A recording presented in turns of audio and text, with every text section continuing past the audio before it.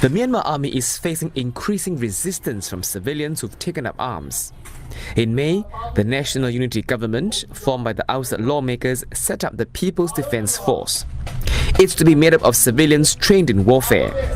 And since then, more of such civilian defense groups have been emerging, each group in charge of its own territories. Almost immediately, the Myanmar army marked the People's Defense Force as a terrorist group. It accused the ethnic armed groups of training civilians to handle weapons and make bombs.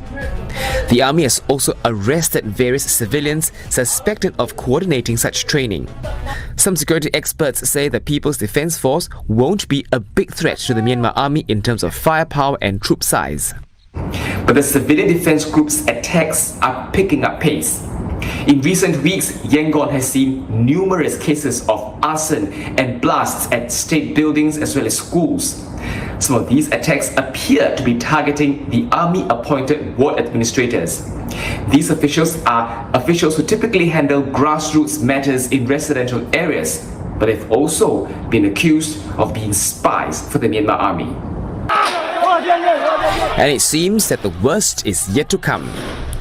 Recently, the National Unity Government says the pro-democracy protests are intensifying. It also asks people to be on alert and stock up on essential items like food and medicine, both for themselves and for the People's Defense Force. Various civilian defense groups have also said that they will step up attacks in the coming weeks. Some have warned people to stay indoors and be away from army convoys or checkpoints. Others are more specific, saying that they plan to carry out more attacks at state buildings in the coming weeks. These threats come amid the backdrop of various significant recent developments in Myanmar. The National Unity Government has recently spelled out rules for the People's Defense Force. They include carrying out attacks only on the military and not on civilians.